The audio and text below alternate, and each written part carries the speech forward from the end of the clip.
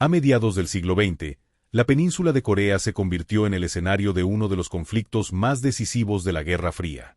Tras la derrota de Japón en 1945, el país quedó dividido en dos zonas de ocupación, el norte bajo influencia soviética y el sur bajo administración estadounidense. Esta división marcaría el destino de millones de coreanos y sentaría las bases para el surgimiento de un régimen familiar sin precedentes en el mundo comunista. En este contexto emergió la figura de Kim Il-sung, nacido en 1912 en el seno de una familia humilde de campesinos presbiterianos, en Manjongdae, cerca de Pyongyang, cuando Corea aún estaba bajo ocupación japonesa. Su infancia estuvo marcada por la pobreza y la opresión colonial. A los 14 años huyó con su familia a Manchuria, en el noreste de China, donde entró en contacto con los movimientos comunistas que luchaban contra el imperio japonés. Durante la adolescencia, Kim Il-sung se unió a grupos juveniles comunistas y pronto destacó por su carisma y disciplina militar. A finales de la década de 1930, encabezó una pequeña unidad guerrillera que hostigaba a las tropas japonesas en las montañas de Manchuria. Estas acciones, aunque limitadas, lo convirtieron en un símbolo de resistencia para los coreanos que anhelaban la liberación de su país. Con la invasión japonesa a China y el inicio de la Segunda Guerra Mundial, Kim Il-sung fue reclutado por el Ejército Rojo Soviético. Allí recibió formación militar avanzada y consolidó relaciones estrechas con oficiales soviéticos, vínculos que serían cruciales para su ascenso político. Terminada la guerra en 1945, y con Japón derrotado, las fuerzas soviéticas ocuparon el norte de Corea y vieron en el joven comandante una figura leal y útil para los intereses de Moscú en la región. En 1945, con apenas 33 años, Kim regresó a Corea bajo el amparo de los soviéticos. Fue presentado al pueblo como un héroe de guerra, a pesar de que pocos coreanos lo conocían realmente. Gracias al respaldo militar y político de la Unión Soviética, fue colocado al frente del recién creado Partido del Trabajo, y en 1948, proclamado primer ministro de la República Popular Democrática de Corea, el nuevo Estado socialista norcoreano. Su ascenso no fue solo el resultado de sus méritos militares, sino también de un cuidadoso esfuerzo propagandístico que lo presentó como el libertador del país y el legítimo padre de la nación. Desde el principio, Kim Il-sung cultivó una imagen casi mítica, alimentada por relatos exagerados de sus hazañas guerrilleras, preparando así el terreno para el culto a la personalidad que marcaría el destino de Corea del Norte por generaciones. Consolidó su poder construyendo un culto a la personalidad sin precedentes en Asia Oriental. Se presentó como el gran líder, padre de la nación y guía del pueblo. Su régimen eliminó a rivales políticos y estableció un sistema de partido único, en el que la lealtad al líder equivalía a lealtad a la patria. Durante los años posteriores al armisticio de Panmunjom, firmado en 1953 y que puso fin a la Guerra de Corea sin un tratado de paz definitivo, el norte del país fue reconstruido bajo un estricto control estatal. La doctrina del Juche, que exaltaba la autosuficiencia económica y militar, se convirtió en la base ideológica del régimen. La población fue adoctrinada desde la infancia para venerar a Kim Il-sung, y las imágenes del líder inundaron escuelas, fábricas y calles. El país comenzó a cerrarse al mundo exterior, aislándose incluso de sus aliados socialistas. El legado de Kim Il-sung incluyó una sociedad controlada en todos los ámbitos. La educación, el trabajo y la vida cotidiana giraban en torno a la lealtad al partido y al líder supremo. Este modelo de aislamiento autoimpuesto marcaría para siempre el destino de los norcoreanos. Kim Jong-il nació en 1941, según la versión oficial norcoreana, en el sagrado monte Paektu, aunque los registros soviéticos indican que nació en un campamento militar en Siberia durante el exilio de sus padres. Hijo primogénito de Kim Il-sung y su esposa Kim Jong-suk, creció rodeado de propaganda que lo presentaba como el heredero natural de la revolución.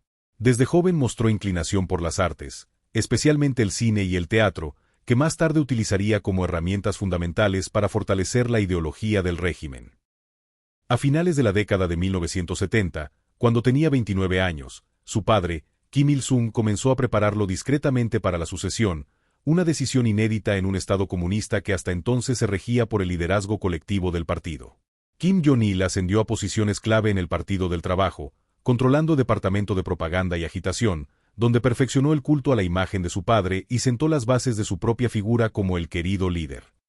Su habilidad para manipular la narrativa oficial consolidó su autoridad mucho antes de asumir el poder, preparando el terreno para una transición dinástica sin precedentes. Tras la muerte de su padre en 1994, Kim Jong-il asumió oficialmente el poder en un momento crítico. El colapso de la Unión Soviética había dejado a Corea del Norte sin su principal respaldo económico.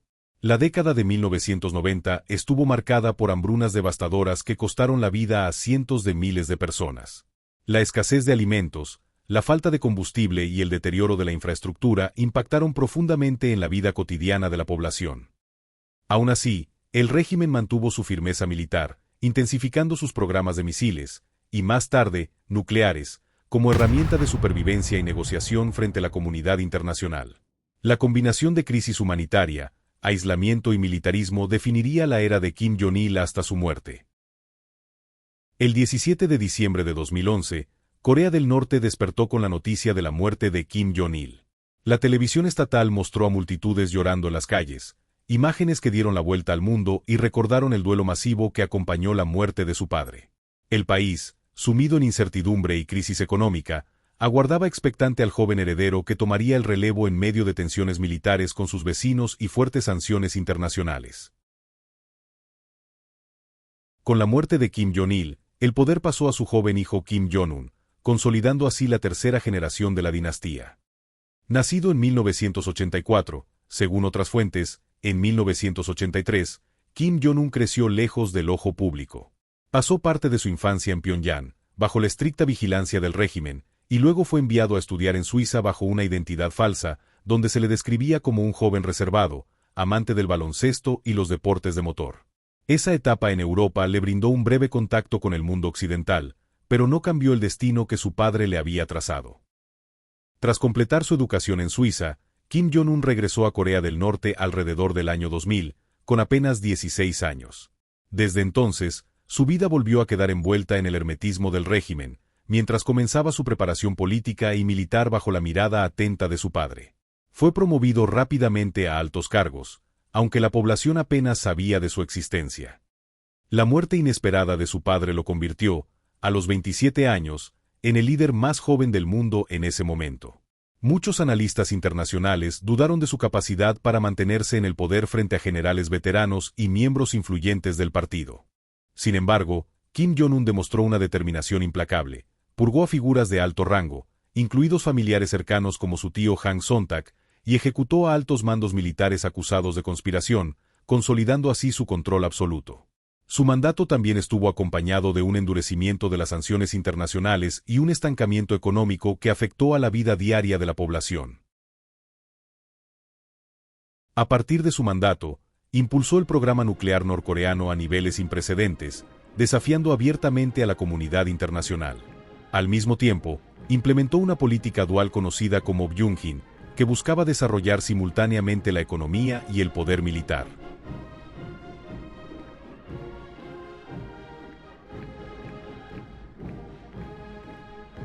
Aunque la apertura económica fue limitada, sus primeros años de liderazgo estuvieron marcados por ambiciosas pruebas de misiles balísticos intercontinentales y por un discurso agresivo contra Estados Unidos y Corea del Sur. Kim Jong-un combinó estos gestos de fuerza con una sorprendente ofensiva diplomática.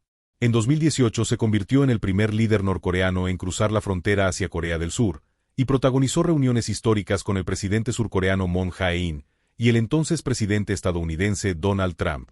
Estas cumbres, aunque simbólicas, no lograron avances concretos en la desnuclearización, pero reforzaron su imagen internacional como un negociador estratégico.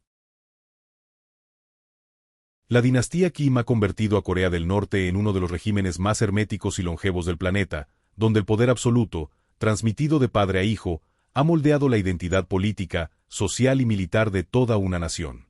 Su legado es una mezcla de devoción, miedo y aislamiento, que aún marca el destino de millones de personas que viven bajo el signo de su linaje.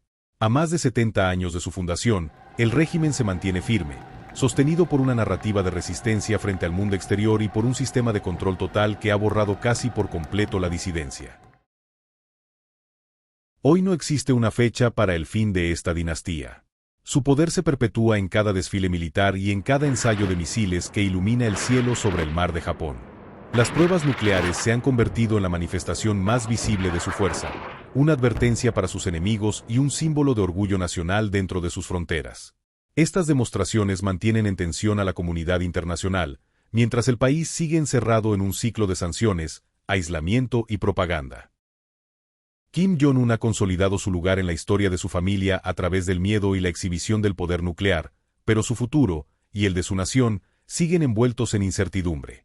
No existe, por ahora, un heredero claro que garantice la continuidad del régimen. Su hermana, Kim Yo-jong, ha asumido un papel cada vez más visible, pero la sucesión no está asegurada. A más de 3 generaciones de liderazgo absoluto, la dinastía Kim permanece como un enigma político y humano, un sistema que desafía las lógicas del tiempo y del cambio. Mientras el resto del mundo avanza, Corea del Norte sigue girando en torno a una sola familia, a un solo apellido, un linaje que, hasta hoy, gobierna con el poder del mito y el miedo. ¿Hasta dónde está dispuesto a llegar Kim Jong-un para conservar el poder y mantener viva la dinastía más temida del mundo? Gracias por ver este contenido, déjanos tu comentario y no olvides darnos tu like.